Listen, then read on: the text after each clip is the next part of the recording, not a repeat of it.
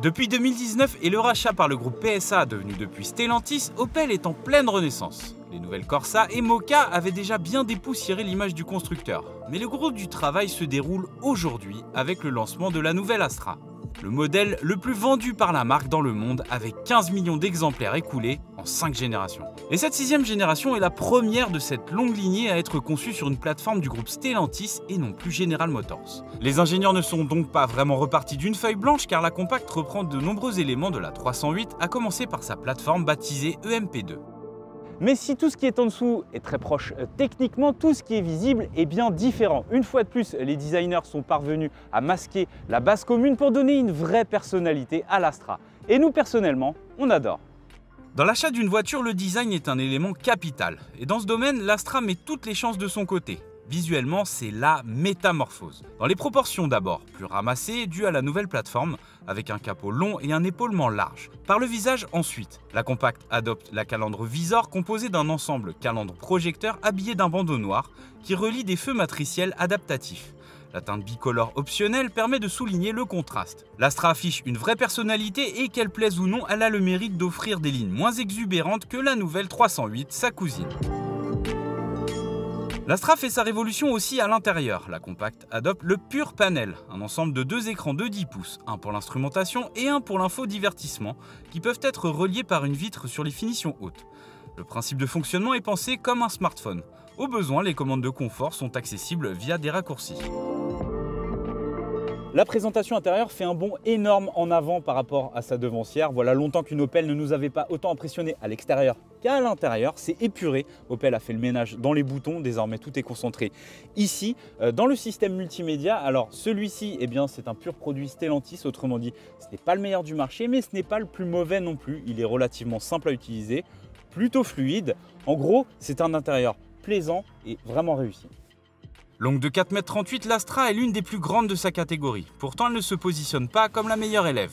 L'espace à l'arrière est dans la moyenne basse de la catégorie. Le coffre, lui, est bien dimensionné, avec 422 litres, soit près de 50 litres de mieux que son ancêtre. Mais attention, ceci est valable uniquement pour les versions essence. Si vous optez pour un diesel, ce dernier tombe à 377 litres en raison de la présence du réservoir d'AdBlue. Et si vous optez pour l'hybride rechargeable, comme ici, celui-ci tombe à 305 litres en raison de l'arrivée des batteries. C'est peu, c'est en gros l'équivalent du volume de coffre d'une Opel Corsa. Mais bon, si vous avez vraiment besoin de charger, sachez qu'il existe une version break qui arrivera prochainement, moyennant 1 200 € supplémentaires. Dès le lancement, l'offre de motorisation retenue par Opel couvrira l'ensemble des besoins. De l'essence avec un 3 cylindres proposé en 110 et 130 chevaux, du diesel en 130 chevaux et une motorisation hybride rechargeable qui se décline en 2 niveaux de puissance, 180 et 225 chevaux. Elle vous octroie en prime un bonus écologique de 1 000 €. Une première pour l'Astra qui reprend le groupe motopropulseur de la 308, composé d'un 4 cylindres essence suralimenté et d'un moteur électrique de 110 chevaux, alimenté par une batterie de 12,4 kWh, qui garantit une autonomie en tout électrique de 60 km.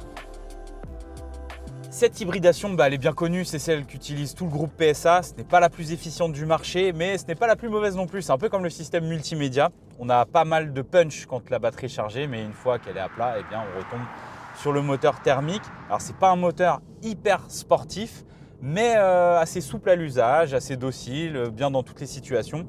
Il est bien aidé par la bonne boîte automatique à 8 rapports qui est fluide, douce à l'utilisation. Au niveau des consommations, puisque c'est plutôt le nerf de la guerre de cette voiture, on a relevé une moyenne, même batterie à plat, aux alentours des 6 litres, 6 litres 5, ce qui reste plutôt contenu.